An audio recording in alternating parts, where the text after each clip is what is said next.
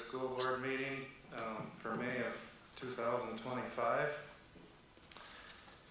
1.1 roll call. Let the record reflect all board members are present tonight. 1.2 recognition of visitors and guests. Thank you for everyone being here. We have a very large crowd. 1.3 Pledge of Allegiance.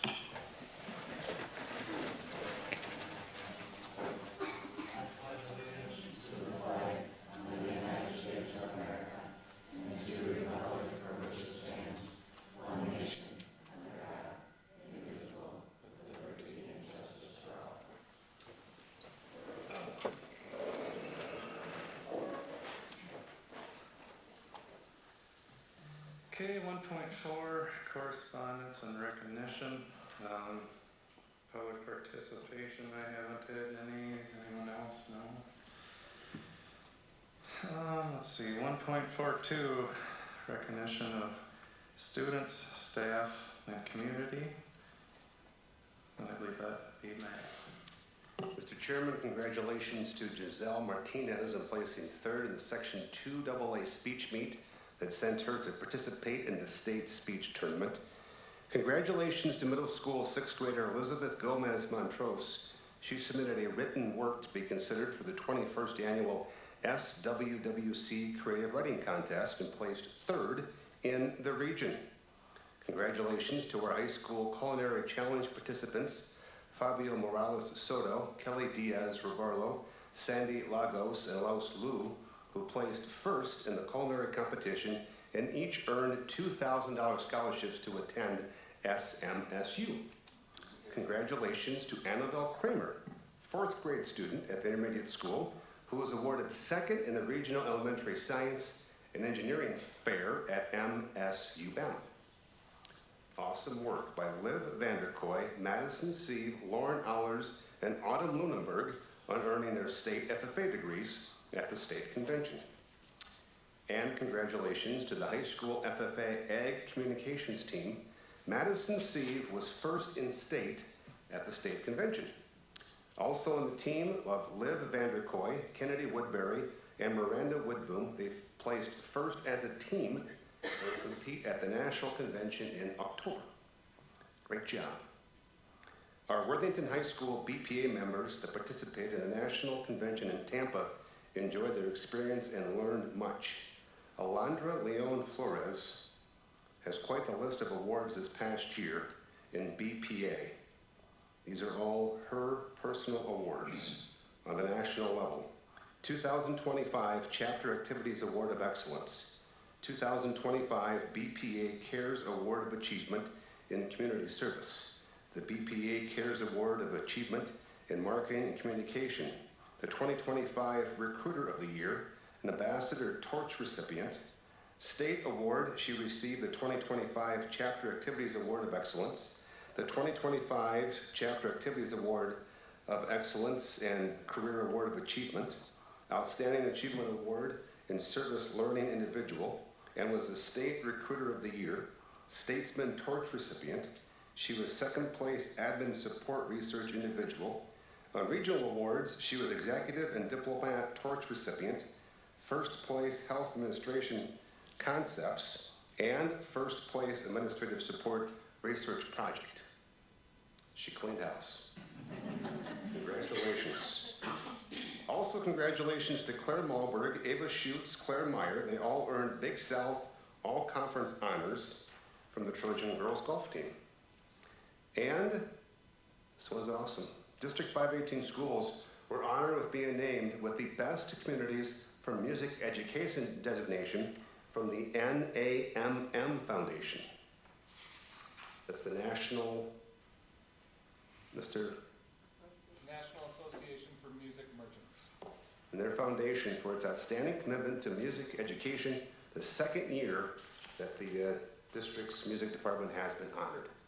Congratulations. And congratulations to Scott Burns as being named the Worthington 2025 Teacher of the Year last week. Much deserved, and congratulations to all of our award recipients.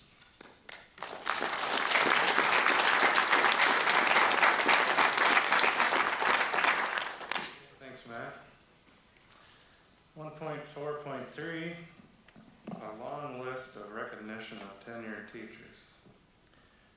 So when we do this, if the tenured teachers would come from this direction over here, come by here, we'll hand out the award, and the board members and administrators line up over here. And if all the tenured teachers will end up in that corner with that larger space, so Ann Foley can take your picture.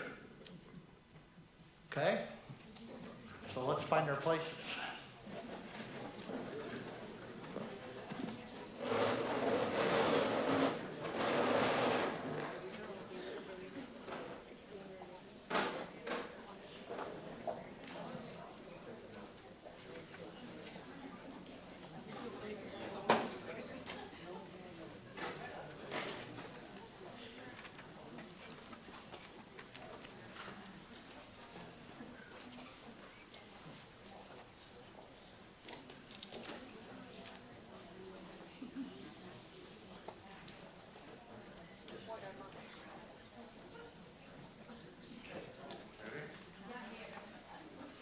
Okay, we'll start out, it's alphabetical order.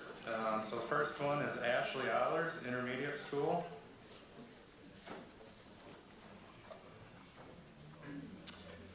Stephen Barber, High School.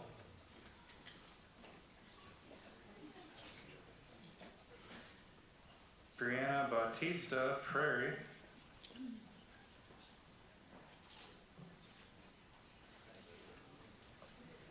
Elizabeth Bertrand, Vibe.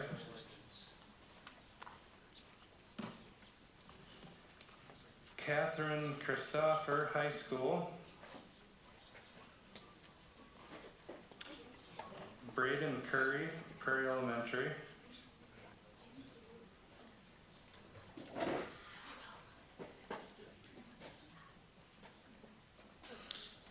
Jessica DeCam, Middle School.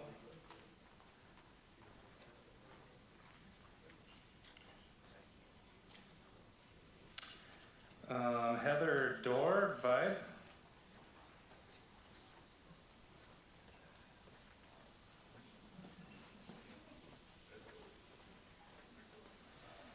Travis Frazee, Intermediate School.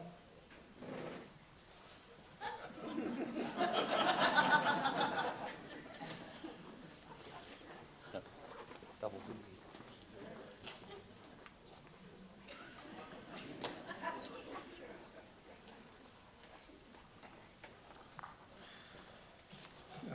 Kaylee Glebe, Vibe.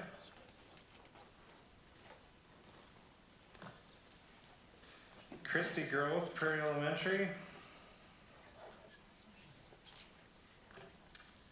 Rebecca Hahn, Prairie Elementary.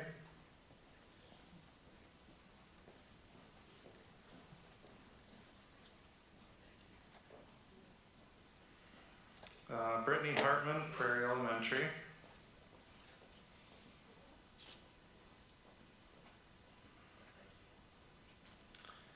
Taylor Hastings, High School.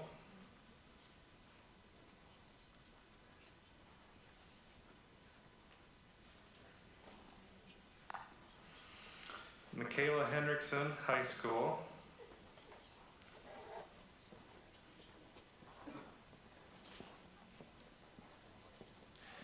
Sandra Heinenkamp, Vibe.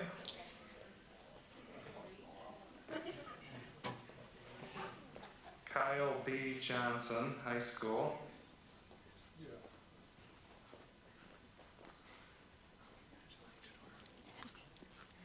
Rebecca Linder, Intermediate School.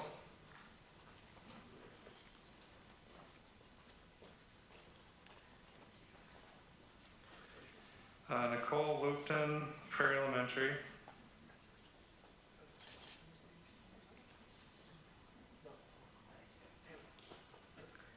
Ingrid Mastel, High School.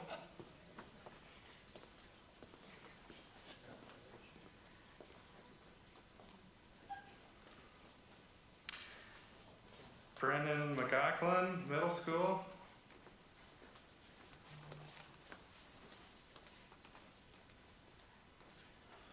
Lisa Mischke, Prairie Elementary. Lisa Neeson, Intermediate School. Tristan Olson, Intermediate School.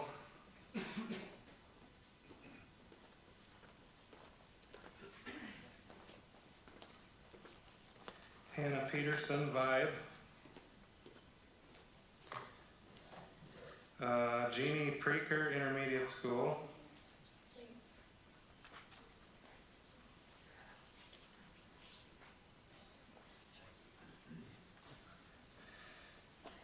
Grace Rosscamp, High School.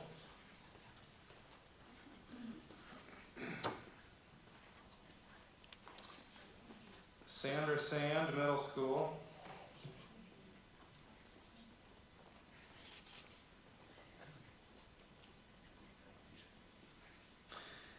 Andrea Schmidt, Vibe. Michelle Smith, Middle School.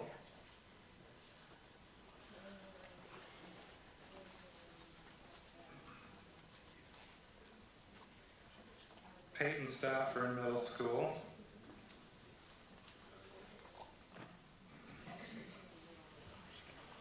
Elizabeth Swenson, Vibe. Derek Tano, Vibe.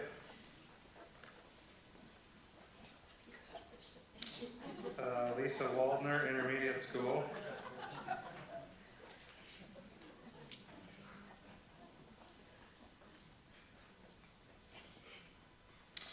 Lisa Wall, Community Education. And Tatum Zins, High School.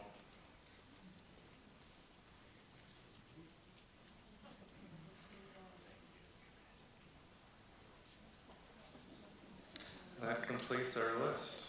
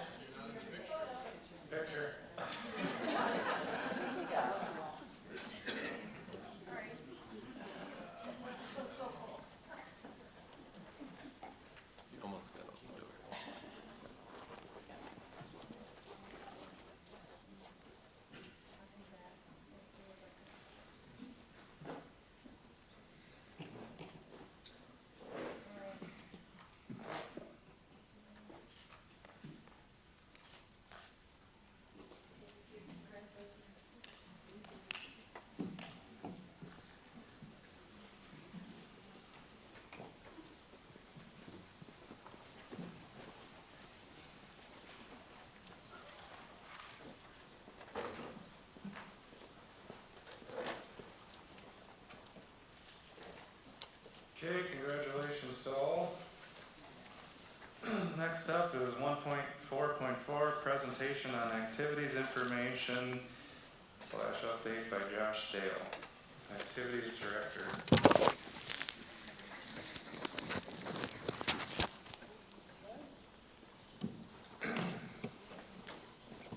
We all good?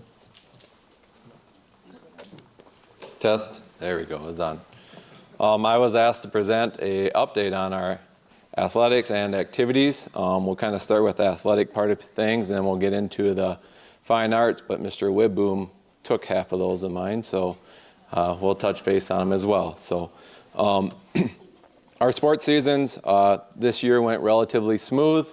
We added a few new schools into our conference, which created some bumps and changes along the way. Anytime you add someone new, things change, things go that way. We added Belle Plaine and TCU to the conference, and we created 2 divisions. We had a large division, which is the larger schools, which is called the black division.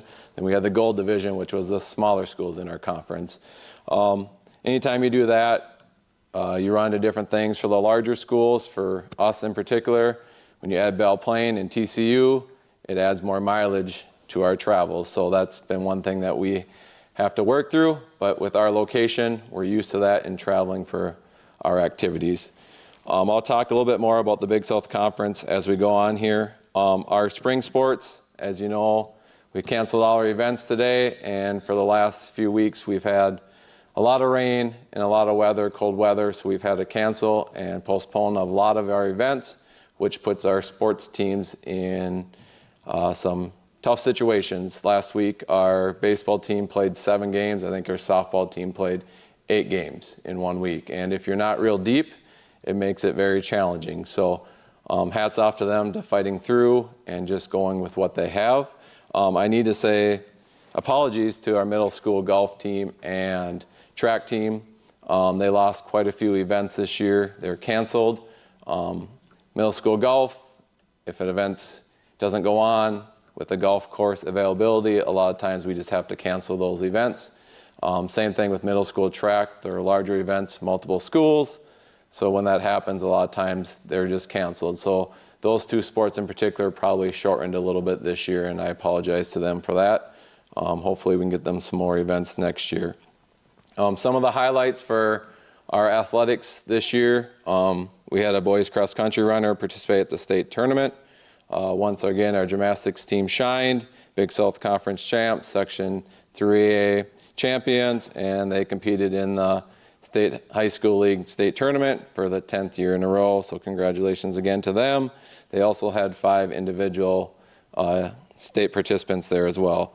We had 1 wrestler that made the state tournament this year, and I'm hopeful that we have some track athletes that make it here in June. They start section play next week. That's along with all our sports seasons. Our middle school's kind of wrapped up. Our varsity sports are entering kind of the end of their seasons when section play happens, and into June they start their state tournaments, and we'll see what happens there. A few weeks ago, the Trojan Booster Club did our annual sports cleanup day, our community cleanup day, where we had about 75 athletes and 12 coaches go around to 18 different homes in our community and kind of give back to our community. They went to those homes and raked their yards, cleaned up their yards, carried stuff to the curb before kind of the community pickup day, and they did some other odd and ends jobs. We had some local businesses that helped with the event. Jessica Noble, State Farm, she provided t-shirts to our athletes and coaches. We had Billions Automotive, who provided a meal at the end of the day for our athletes and coaches. And then we had the Fellowship of Christian Athletes provide goodie bags to our athletes as they were going out to do those jobs. So thank you to those businesses and to our Trojan Booster Club for making that day a success. We did it before the COVID kind of hit, and then we had a couple of years off of there, and the Trojan Booster Club really stepped up to help build that back up, and we continue to do that. I think it's good for our athletes to give back to the community as they're the ones that are supporting us there. So just a little bit about the high school league and probably the biggest change that's coming with the high school league. Last spring, I was asked to be part of a task force. The Minnesota State High School reached out to me to add 9th grade to the Minnesota State High School League. I know most people are like, isn't that already part of the high school league? Yes and no. There's a lot of gray areas there. Back in the day, all high schools were 10 through 12. Now most, besides I think 1, is 9 through 12. So that's part of the change in that. Examples of what's the 9th grade team compared to some of our other teams. We'll use 9th grade football. If they're all 9th graders, they could go play 20 games, and that coach could go and coach them all they want. But now being under the high school league, they have to confine with all the rules that the high school league has to offer. Another example would be the Twin Cities Metro schools took advantage of it probably more than we did. They do their tryouts for their 9th graders 2 weeks before the season even began because they weren't part of the high school league. Some of the rules fall under that, some don't. So part of that committee is we looked at how can we provide the best avenue of this, and there's going to be bumps along the road, but we're going to do our best to work through this. Basically, the high school league created a non-Minnesota State High School League team and a Minnesota State High School League team. So anyone 7th and 8th grade that they're standalone programs would be a non-MSHL team. Anyone 9 through 12 would be a MSHL team. With that said, now here's where it comes into, it gets kind of crazy. So now our gymnastics team's 7 through 12. So that anyone that's in 7th and 8th grade, and that would be part of the high school league team. So there's going to be a lot of gray areas in there. We'll continue to work through those. I think if you ask most of our coaches or probably school board members or most people wouldn't even understand that the 9th grade wasn't part of the high school league to begin with. The other big piece of that is the 9th graders now will get catastrophic insurance through the high school league, which is a big push there, and that was a big expense for the high school league. The other piece of it is now we're in line with most every other state in the United States with where they're at with that piece of things. So it was an awesome process to be part of. I learned a lot. I had to go through the bylaws and change a lot of the bylaws. I might know too much now, so I can't get away with some of the stuff that maybe I was able to get away with before, because if I called down there, they said, hey, you're on that committee, you should know that. So we'll work through some of those things. Moving on here. Some changes to the Big South Conference. As I talked about earlier, we added Belle Plaine and TCU last year, which put us to 15 teams. Well, we were informed in the spring here that Blue Earth and St. James are opting out of our conference starting the fall of 27. Blue Earth is already official. They went to the school board. They approved it. I'm not sure where St. James is at with that process. Their reasoning is they feel like they can't compete within the Big South Conference. So a new conference is being formed over there, and their decision is to go that direction. There is some concern going forward with where our conference sits, bring in some new schools. Mr. Landgard knows very well last year some of the conversations that we had. Who knows where our conference is going to be? It's probably not as stable as it once was, which is a little concerning to see what's going to happen here in the next few years. Hopefully we can work together and we can stay strong and stay together. So one cool thing that the Big South Conference does is each spring we have what's called a head coaches meeting. So all the head coaches are supposed to go from each school to St. James, and they get together with their other co-coaches or the sports that they're in, and they talk about changes that they might want or some of the good things that are happening within the conference. It's a good way for our coaches to get to meet some of the other coaches that they're competing against. And it's also a way for their voices to be heard that they take back to us, ADs, and then we present that maybe to the executive board of some changes that they might have. One thing that I was happy with was that we had all but one of our head coaches present. A lot of these other schools might have 4 or 5 coaches there total. So it was good to see the commitment from our coaches to be there. A lot of times we had a couple coaches, head coaches that couldn't also be there, but they sent their assistants. So it was good that we had representation from all our sports at that meeting. So that was pretty cool. Moving on to kind of fine arts, music club, some of the highlights. Mr. Widboom took most of them, but we'll go through what I have on here. Last night we wrapped up our spring concerts with the orchestra concert being our last one. They did an awesome job. It was fun to hear them perform. All the concerts this spring were amazing, so it's crazy how talented our music department is here. We talked about the speech individual that went on to the state tournament. One thing that Mr. Widboom didn't bring up was we had 5 students that recently made the all-state choir that they'll go to like a conference this summer and then they'll perform next year. So congratulations to those 5 individuals. Mr. Widboom talked about the district award that we got from our music education programs, and that just shows you how successful we are there. Congratulations to the BPA members that we talked about, the FCCLA, the FFA members that Mr. Widboom touched on. And then kind of my last note here is our marching band kind of kicks off June 2nd. They start their 2-week band camp, and they go for 2 weeks there, and then they end on June 14th. They go to Otana in the morning, and then they drive right back to Fulda, and then they perform in Fulda. So they have 2 parades in that one day. So that'll be a busy week for them. I also know our athletic teams, as soon as the school year's out, they're getting working with their athletes as well. So the school year really never ends for our activity department. That's kind of a quick overview of what I had to share with you. Does the board or anyone have any questions for me on anything?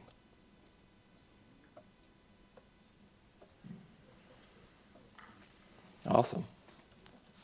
Yeah, thanks, Josh. Thanks for the update. Okay, moving on, 2.0, approval of agenda. So I need to approve the consent agenda and the main agenda. Do I have a motion? So move, Woodboom. Motion by Matt, Second. second by Ann. All in favor of the consent and main agendas, say aye. Aye. All those opposed, same sign. Motion passes. 3.0, approval of minutes from the April 25 school board meeting and the last committee meeting minutes. Do I have a motion? So moved. Motion by Lori, Second. second by Eric. All those in favor and approval of the minutes, say aye. Aye. All those opposed, same sign. Motion passes. 4.0, consent agenda. I need a motion for the items under the consent agenda. So moved. Is that Ann? Yep. I'll second Motion that. by Ann, seconded by Lori. All those in favor of the items on the consent agenda, say aye. Aye. All those opposed, same sign. Motion passes. 5.0, main agenda. 5.1, monthly financial overview. Carmen? The board has in front of them the expenditure revenue report for the period ending April 30th, 2025. We are 10 months through our fiscal school year. One thing I want you to note on this, and this is coming up, but the budget numbers on our sheet in that column do not reflect the revised budget that is on the agenda. So just when you're comparing numbers, it's not gonna, that's why there's a difference there, okay? Once that's approved, then that column will be updated for the May board meeting. So our total operating revenue for the period ending April, we're at 88.64% currently compared to last year's 85.55% at the same time. And our expenditures for the period ending April is at 73.49% compared to 77.18% last year. We'll get into more detail on some of our expenditures like this current year when we talk about our revised budget, but some of those expenditures, you're seeing them fall a little bit behind.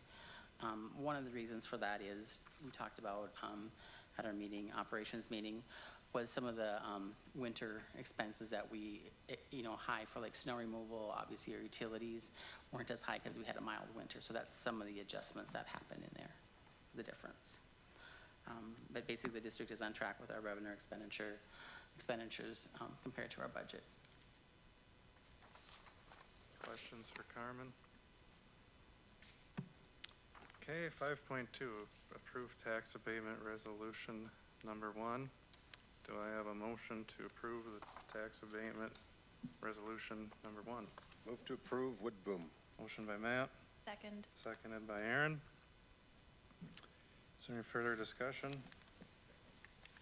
This is a roll call vote. Ms. Dudley. Aye. Ms. Agard. Aye. Ms. Shooty. Aye. Ms. Mills. Aye. Mr. Bloom. Aye. Mr. Parrish. Aye. Mr. Woodboom. Aye. Okay, motion passes. Okay, 5.3, approve tax abatement resolution number 2. Do I have a motion for resolution number 2? So moved, Eric. Motion by Eric, Second. seconded by Lori. Is there any discussion? And this is another roll call vote. Ms. Dudley. Aye. Ms. Agard. Aye. Ms. Shooty. Aye. Ms. Mills. Aye. Mr. Bloom. Aye, Mr. Parrish. Aye. Mr. Woodboom. Aye. motion passes.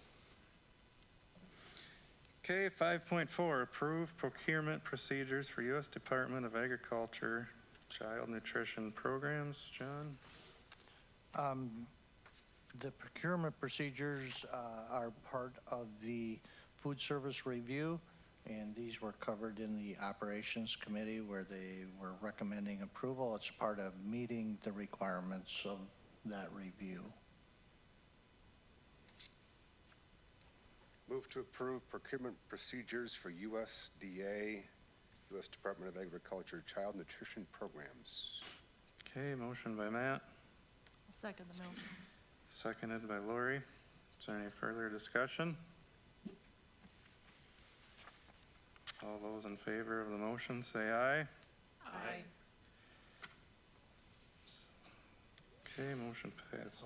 Or, yeah, all those opposed, same sign, motion passes.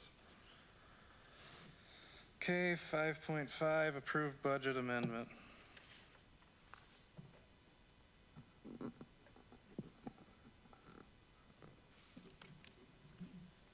So our budget amendment, budget revision, as it's also referred to, it's a standard part of the school financial management and is conducted to reflect actual revenue and expenditure data as the school year progresses.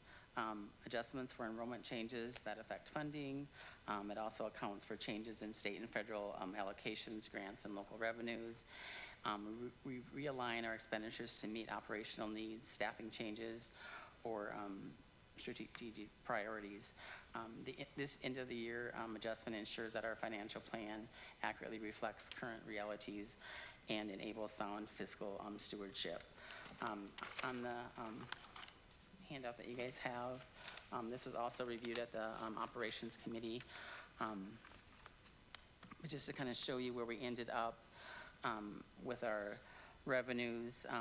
Our revenues increased 2.5%. That includes some formula funding, other state aids, local revenues, federal aids. It also shows we had that 2.3 million decrease in ESSER funds from the previous year. We also, in the original projection with the budget, there is some uncertainty with the compensatory funding, which is still an uncertain thing, but right now we're kind of grandfathered in, so that is still in place for this current year that we're actually doing the budget amendment on. So you'll see an increase in our overall revenues. Food service also increased on the revenue side. This is also something that it's directly based on the meals that we serve. That's how we receive that funding. So we always use an estimate from the previous year, but as our enrollment increases or more meals are served, then that revenue also increases. So that's kind of how where that amount comes from. Our community service fund, there was actually a decrease in that fund. Mostly it relates to our 0 to 4 child count. I believe that was down like 80 in that count. So, and that's how that funding is assigned in that. And there's other specific fundings in there, like AB funding and stuff, and that's all grants and stuff that is handled through our community ed department. So our total operating revenue fund increased by 2.7%. On the expenditure side, you'll note that our general fund expenditures decreased 3.4%. Some of that has to do with salaries and benefits. Some of it was for staff that we didn't hire, that we had planned on hiring last May.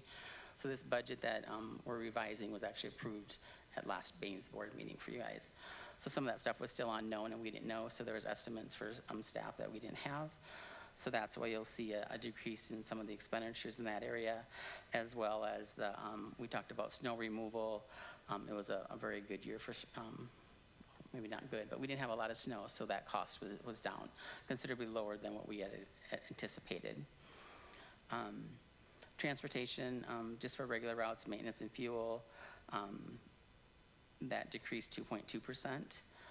That doesn't include any of our extracurricular activities, so it's just really to get students to and from school. So when we look at that transportation, that's where those expenditures are.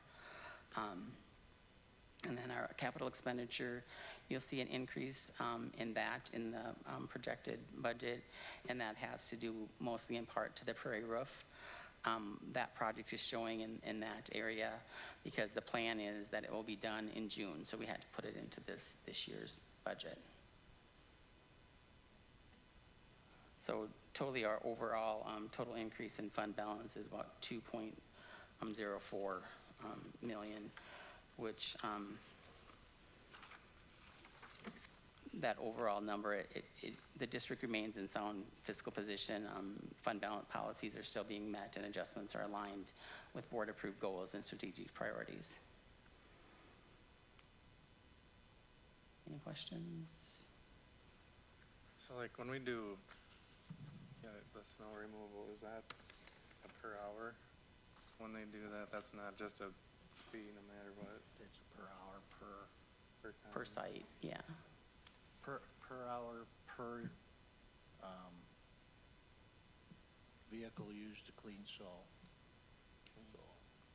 So how do we set that, like, each year? Because I would imagine that at some point they gotta have a price increase, and we just kind of agreed to it, what, 2 or 3 years ago with them, and we've never really revisited? That was, if you remember, that was a bid process of which we had the bids for the rates at that time. And so that's what we'll follow through the contract. Yeah, the bidding will probably come up again. I don't remember the year. And that's when you'll probably see some increase. When we do the budgeting, we do basically a historical budget to put a number in based on what the rates are. And so different, probably our plan going forward, and I think they've done this in the past, we will have our projected budget next month for the upcoming school year. And then probably January, we'll do a revision, and then again at the end of the year one. That gets us a little bit closer to, we have child count numbers in October and December, so then we can kind of adjust some of our fund balances based on that. And then also we have a little better idea of where that snow and some of those expenditures like that, and then we can do some adjustments kind of at that January meeting, give you guys an idea for the rest of the year where we're at, and then do a final one in May. Okay, any questions for Carmen? I'll look for a motion to approve the budget amendment otherwise. Motion to approve the budget amendment. Second? Okay, motion by Ann, seconded by Matt. Is there any further discussion? All those in favor of the approval of the budget amendment, say aye. Aye. All those opposed, same sign. Motion passes. Okay, 5.6, approve the 2025-26 resolution for membership in the Minnesota State High School League. So this is an annual resolution for membership that we pass, and it actually came out a while ago. Everything's done. Well, it just came out tied in a line with the instructional committee meeting, so it got added kind of after the instructional. Ultimately, it's the annual resolution. We always approve it. And with that, rather than signatures at this meeting like we've done in the past, it's all electronic now, so. Okay, motion to approve. So moved. Motion by Eric, Second. seconded by Aaron. Is there any further discussion? Has the cost of the membership changed much this last year? Do you have that? No, I didn't see a price increase. So it's not more expensive with the ninth graders added? Not that I have seen from them. The high school a few years ago were in a tough position, but now they're in a better position also. Probably gone down a little. Okay, this is a roll call vote. Ms. Dudley. Aye. Ms. Agard. Aye. Ms. Shute. Aye. Ms. Mills. Aye. Mr. Bloom. Aye. Mr. Parrish. Aye. Mr. Woodboom. Aye. Okay, motion passes. 5.7, approve consent to transfer Bud's bus service contract to 4.0 school services for the district's transportation needs. John? So Bud's Bus Service was looking to sell the business. They contacted a couple different providers. They settled on they'd like to sell to 4.0 school services. We did some research and reference calls related to them. So at this time, the recommendation is to transfer the Buds Bus Service contract to 4.0 services for the district's transportation effective July 1. And that would be, at this point, a 2-year agreement with a 3rd year. And then at that point, it could be considered for a 4th year if the district was happy with service. It's a 3-year agreement at this point, though.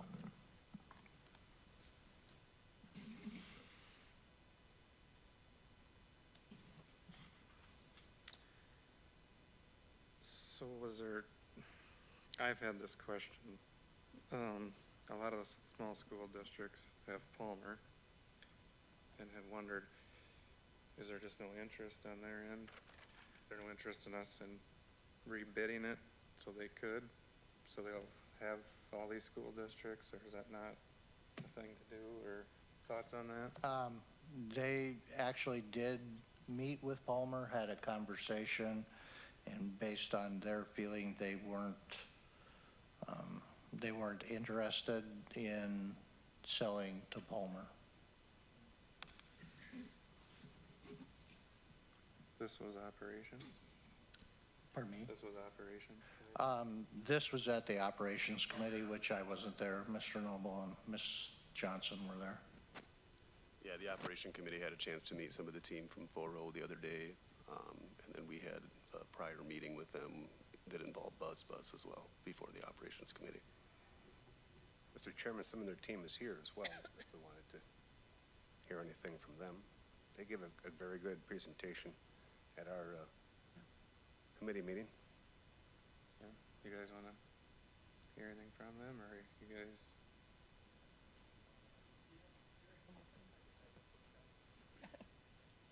Yeah, definitely willing to answer any questions that you may have regarding our service. We do a lot of different districts around the area as well, from large to small. We do a lot of smaller districts, and so we kind of know what the challenges are across the entire state. So, yeah, I guess I can open it up to any questions regarding who we are and what we're about. Mr. Chairman, one question I'd have would be with driver retention and that ongoing challenge to have a consistent person behind the wheel. Do you have any particular things you work on to achieve that? Yeah, we do a number of different things. You know, in terms of the retention here with this contract in Buds, we do not intend, we will not change anything that's going on with the drivers currently. In terms of driver recruitment and driver retention, we do several different things. We have our recruiters that we have on staff that travel across the state of Minnesota to help all of our different locations and their managers, because every place is a snowflake, right? They all have different challenges in terms of trying to recruit people, and then once you get them, retention is a huge piece of it, right? So we really look at specific locations, the geographic location, the demographics in that area, and we've had a really, really good success rate with driver retention. We've gone into some districts and communities that are hurting just with that, right? District-owned things, and really able to kind of turn it around. A big piece of our culture with the 4.0 family is just that, is being family, and we're concerned about the people first, we're concerned about the students first, and not the end result. So, well, we're concerned about the end result, getting the students to and from school, but really that's really focused, we focus our entire culture around that, around people first, and that's been a really big success for us. Does that help answer that question a little bit? And follow up on that, do you do much movement of drivers if you have extras or others in other parts of your coverage area that will come to Worthington to cover shifts, and these drivers might not know this shift, and how do you handle that welcome to the new route idea? Yeah, so we do a lot of that, right? We have a lot of different locations that are close. Some are 15 minutes apart, 30, 45 minutes. If there is a need, whether it's, you know, we have all ages of drivers. Sometimes drivers get sick, or we have you name it, right? We have a lot of those scenarios. And yes, so then we will just do a shift. We'll be able to backfill different districts with drivers and be able to get them accustomed. A lot of times what we'll do in closer neighboring communities is we will try to get some of those drivers used to some of those routes, right? There might be 3 routes that are easier to learn, and then within that location, we can hop people around just to make sure that people are comfortable with what they're driving, they're trained in what they're driving, so we don't just boom, put a driver in that spot. We always make sure that the seat is filled with somebody that's comfortable with where they are and their surroundings, and then hopefully really that they can get comfortable with all of the drivers so that we can kind of move them around from place to place. So where are you guys out of and how long have you been in business? Been in business for, 30 years, almost 31. We're based out of St. Peter, Minnesota. Mike Hennick started the company back in Lester Prairie, Minnesota, which we were actually just with Lester Prairie last night rather, 30 years ago. And Mike has been in business for 40 years. He would have loved to be here tonight, but he's under some strict doctor's orders. He had a procedure done, so he wasn't able to be here. Our primary, like I said, we're out of St. Peter. That said, we have people and staff across the entire state that we've purposely structured and put people in the right places so that we have a lot of resources available for anything that may come about. You know, I think like your AD was saying, you know, the spring sports has been just a jam thing for every district around, and now we have these instances where we have this influx of need for trips, whether it's for coach buses or not, which Buds is still doing, but we're able to rally all the troops and get all of these teams where they need to go, which is kind of fun. For us, well, fun may not be the right word, but it's a challenge that we willingly accept and are able to accommodate for a lot of our districts. So some of the same office personnel that's already in there at the bus should be staying there? Yes, yep, they all are, yep. Yeah, so you guys will not see any change. The only change that they're gonna see is their check, you know, the name on the check. Nobody, we really dedicate ourselves, nobody would ever go backwards in any kind of a transition. We want to retain every single driver and make it better for them if we at all can, for sure. Any other questions, anybody? Okay, thanks. Yeah, thank you guys. Okay, do we have a motion to approve the transfer from Buds to 4.0? So moved. Motion by Lori, second by Aaron. Is there any further discussion? All those in favor of the motion, say aye. Aye. All those opposed, same sign. Motion passes. Okay, 5.8, discussion, approve addressing the west site, the softball fields, and possible middle school field projects. So this is a discussion or action item. This was operations, I believe. And we got details in front of us. Yeah, so I asked Lisa to blow up the sheet that was sent out to you with the financial or costing information so you could actually read it. So that's the one large page. And along with that, the other large page is what the city brought me today in regards to at least an example of potential layout. The very top sheet is what I'll call 1 baseball field and 3 softball fields, and that would be on the 80 acres parcel. So the baseball field would be the baseball field directly, it would be directly west of the existing baseball field. The other 2 pages are a softball field on the west site, and the home base is, that's edge is south. Just so you know, parking lots to the north. There is a directional on the top, and then a diagram of what potentially 2 fields would look like. likewise emailed out a couple other examples. And please remember, these are examples. They won't, the final drawing that would be bid upon will probably look different because there's planning that needs to go in that, conversation that needs to go in that. And likewise, the same for the estimates on the numbers. On the west side, for example, for softball, the city has expressed willingness to collaborate on a restroom concessions storage piece of the puzzle. And if you look at the number for that pricing on this sheet, the city's estimated somewhere between 400,000 to 500,000. On this estimation sheet, it was 460,000. Likewise, in my conversation with Mr. Robinson today, if you looked on the example that they had provided, there's a parking lot. Parking lots need to be hard surfaced. And he did express that the city may be willing to participate at some level as far as that parking lot on that site, if that's what moves forward. Primarily because they can justify it for the use of the existing park and facilities that are already there, as well as service to a potential new softball field. So with the prices, there was a difference related to the first one I sent out to you and then the one that Lisa sent out to you, and that was lighting. You found that lighting wasn't on there. Does not mean you have to do lighting. That's one of the pieces you could choose to leave off. So again, that comes in the overall design and what you want to include and what you don't want to include.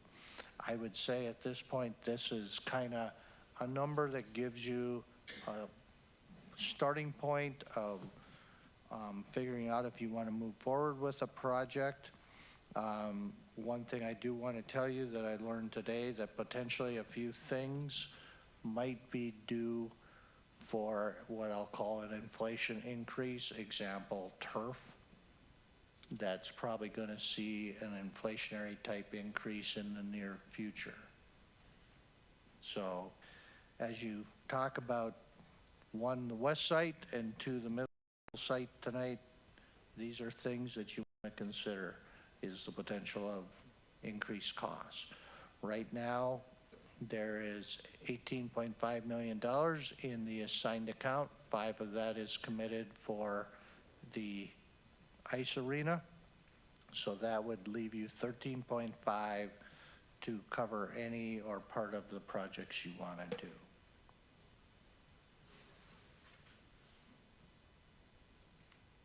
Okay, and Operations Committee, what were your thoughts, feelings, comments at the meeting?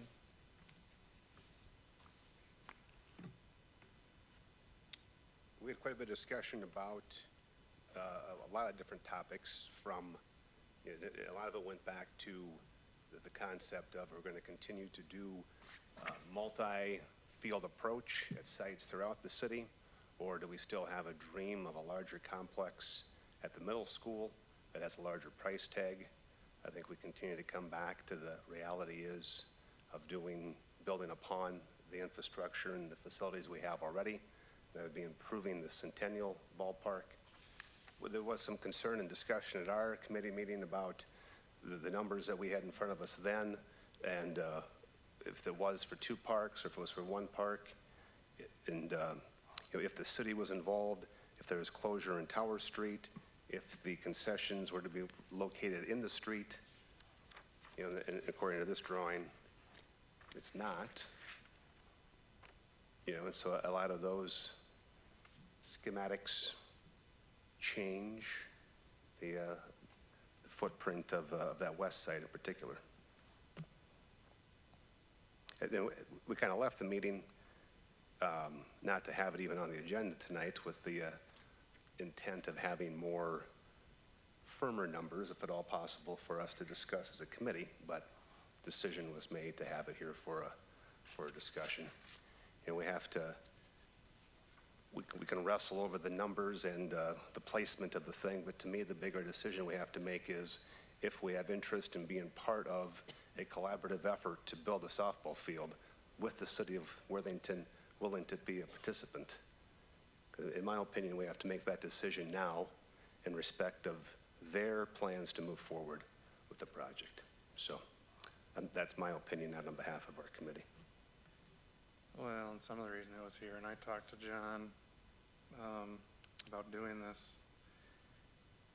Where were your feelings on the middle school field? Because since we have committed to doing that project, I believe that project and the price tag has gone up roughly, what, 1.1, 1.2 Roughly million?